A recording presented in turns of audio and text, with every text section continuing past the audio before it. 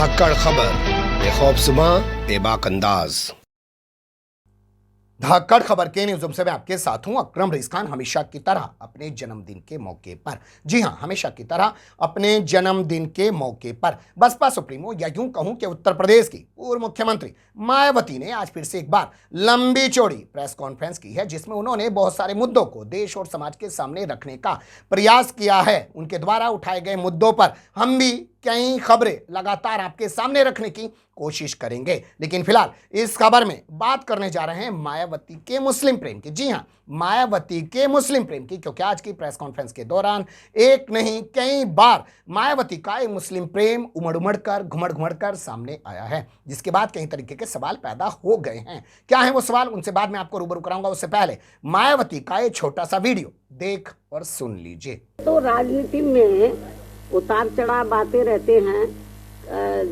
अभी जहाँ तक बीएसपी का अपना बेस वोट है वो टच से मस इधर उधर नहीं हुआ है, लेकिन इलेक्शन में कभी कभी जो दूसरा तबका है, खास तौर से जैसे ओबीसी के लोग हैं, माइनॉरिटीज के लोग हैं या अपर कास्ट के लोग हैं, तो चुनाव में इस किस्म के कुछ ये लोग वायदे कर देते हैं कि ये लोग गुमराह हो जाते हैं, जिसकी वजह से थोड़ा सा पार्टी को पिछले चुनाव में नुकसान हुआ है।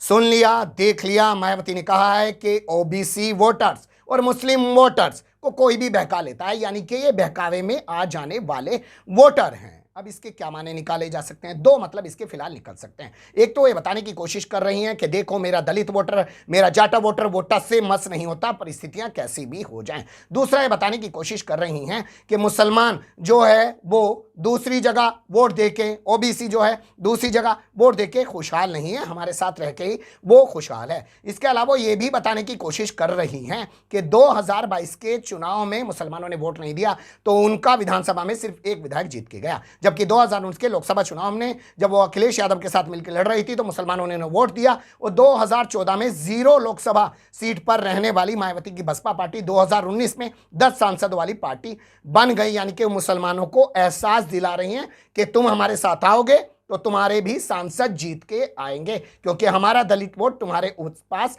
जा सकता है। इसके आगे जब वो चलती हैं तो हल्द्वानी के मुसलमानों का दर्द भी बांटने की कोशिश करती हैं, वो भी सुन लीजिए। इसके अलावा देश में जरूरतमंद लोगों को सही से बसाने की बजाय उल्टा हल्द्वानी की तरह ही अधिकांश उन्हें उजाड़ा जा रहा है। हालांकि हल्द्वानी के लोग तो अभी माननीय सुप्रीम कोर्ट की वजह से थोड़े बचे हुए हैं और अब यहाँ यूपी सहित पूरे देश में कानून व्यवस्था को ठीक करने की आड़ में जो घिनौनी राजनीति की जा रही है, ये सब भी किसी से छिपा नहीं है। साथ ही जांच एजेंसियों का भी देश व जनहित में इस्तेमाल करने की बजाय ज्यादातर इनका भी राजनीतिकरण ही कर दिया गया है। ये भी देश के लिए काफी चिंता की बात है। सुन लिया आपने कैसे वो हल्द्वानी के मुसलमानों का दर्द बांटने की कोशिश कर रही हैं और इसी के साथ वो जगह जगह जो मुस्लिम नेताओं पर या मुसलमानों पर बुलडोजर चलाया जा रहा है, जिस तरीके की कार्रवाई की जा रही है, दबे छुपे अंदाज में उस पर भी अपनी बात कहने की कोशिश कर रही हैं। इससे आगे जाकर वो अतीक अहमद की पत्नी का भी सपोर्ट करते हुए, अड़कर सपोर्ट करते हुए दिखाई दे रही है, वो भी देख लीजिए। परिवार जहाँ तक अतीक अहमद को तो हमने नहीं किया है शामिल, उसकी औरत को क्या, उसकी औरत कौन सी माफिया है? सुन लिया आपने, मायावती ने कहा कि अतीक की तो माफिया है ना, उसको तो मैंने अपनी पार्टी में नहीं लिया, उसकी औरत तो माफिया नहीं है। यानी पति माफिया है, कोई दिक्कत नहीं है, लेकिन इस मुस्लिम लेडी को साथ लेना है ताकि ये दिखाना है कि मैं मुस्लिम लेडी के साथ इस दुख की घड़ी में खड़ी हुई हूं। आगे चल के वो बात करती हैं कि पसमानदा मुसलमान जो है वो पसमानदा होने से पहले मुसलमान है, वो भी सुन लीजिए।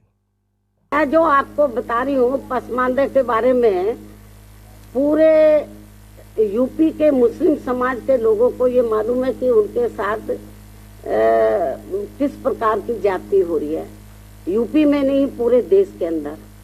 तो जहाँ तक पसमानदा का सवाल है, ये मैंने ट्वीट के जरिए भी कहा था, जो मुस्लिम समाज है वो पहले मुस्लिम पहले, पसमानदा बाद में है। तो जो उनके साथ में जुल्म ज्यादती हो रही है, मुझे नहीं लगता कि वो भारतीय जनता पार्टी के किसी भी प्रकार के बहकावे में आएंगे, तो वो इनके बहकावे सुन लिया आपने मायावती को कैसे उन्होंने जिक्र किया कि मुसलमान पहले मुसलमान है, बाद में पसमानदा है और वो बीजेपी के बहकावे में नहीं आएगा। कुल मिलाकर ये कहा जा सकता है कि जिस तरीके से मायावती ने आज मुसलमानों को लुभाने की कोशिश की है, मुसलमानों की भक्ति उनके अंदर नजर आई है, या मुसलमानों के प्रति उनका जो प्रेम घुमड़ घुमड़ कर उमड़ उमड़ कर सामने आया है, उससे कई तरीके के सवाल पैदा हो रहे हैं कि वो अब सोशल इंजीनियरिंग छोड़कर, जी हाँ, वो अब सोशल इंजीनियरिंग छोड़कर, बनिया ब्राह्मण ठाकुरों को छोड़कर फिर से एक बार दलित मुस्लिम गठजोड़ को ही आगे बढ़ाने की कोशिश कर रही हैं। लेकिन ये कोशिश कब तक वो सिर्फ अपने अंदर ही ऑफिसों में बैठे हुए मीटिंगों के जरिए, अपनी रैलियों के जरिए करती रहेंगी, या कभी जमीन पर उतरकर इसके लिए काम करेंगी, ये बड़ा सवाल है। और क्या दलित ही जब उन पर अब भरोसा नहीं कर रहे हैं चंद्रशेखर आज़ाद के आने के बाद से, तो क्या मुसलमान उनके इस लुभाने पर भरोसा कर पाएंगे? ये आने वाला वक्त बताएगा, क्योंकि उत्तर प्रदेश में हाल फिलहाल में नगर निगम, नगर पालिका, नगर पंचायत के चुनाव होने जा रहे हैं। तो एक पहलू था, मुझे लगा कि आपके सामने रख दिया जाए कि किस तरीके से मायावती के अंदर मुसलमानों के प्रति प्रेम उमड़ पड़ा है। फिलहाल कमेंट्स के रूप में आप लोग अपनी राय दे सकते हैं, खबर को लाइक कर सकते हैं, चैनल को सब्सक्राइब कर सकते हैं और ज़्यादा से ज़्यादा हमारी खबरों को शेयर कर सकते हैं। फिर ऐसे ही किसी सुलगते हुए या उलझते मुद्दे लेकर मैं आपके सामने हूँगा हाजिर। फिलहाल अभी मुझे नहीं इजाज़त।